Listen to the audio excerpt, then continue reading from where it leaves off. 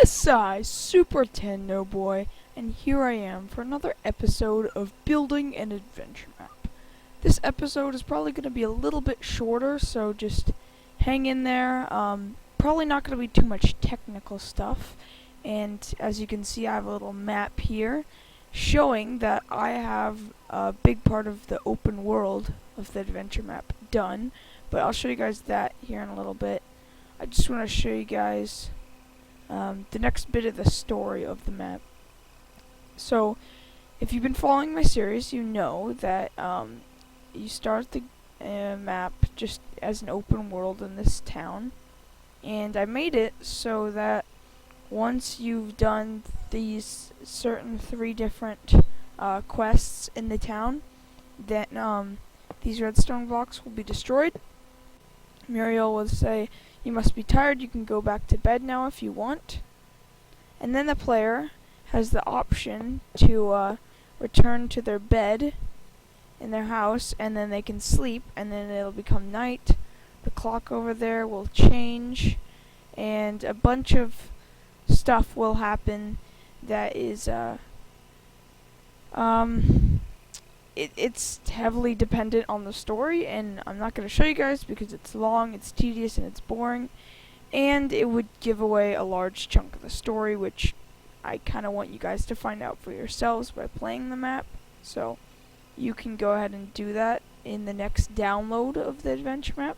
By the way, I got quite a bit of decent feedback on the last episode and its download.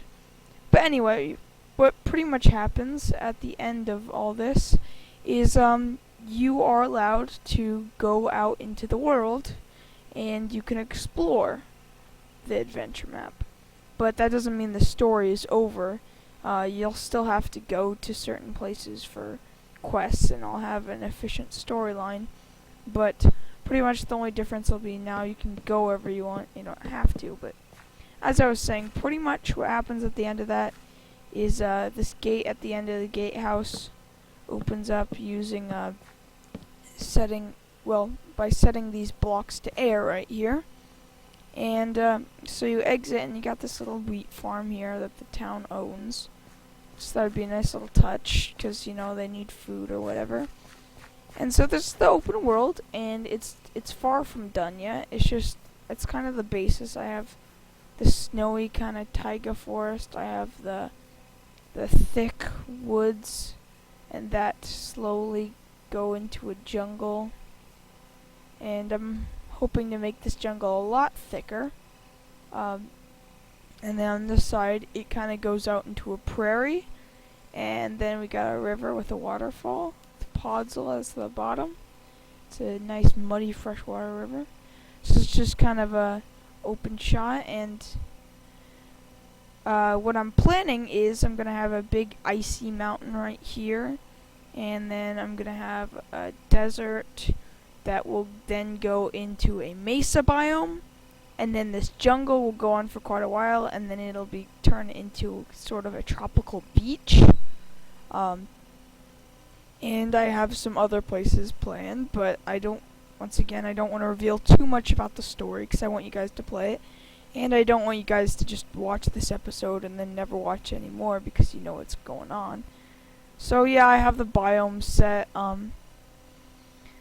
It kind of changes abruptly, kind of from the forest to the taiga, or from the woods to the jungle.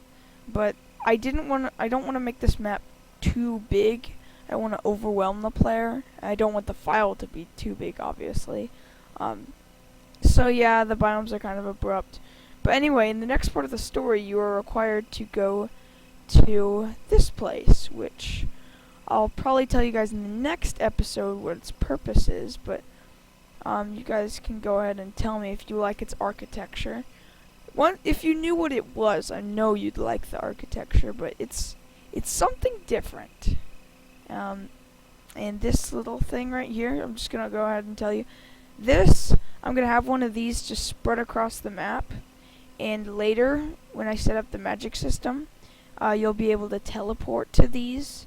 If you walk up to one, it will allow you to teleport to other ones.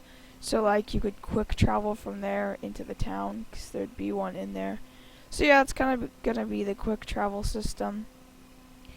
And so, I guess I could just go ahead and show you the inside of this.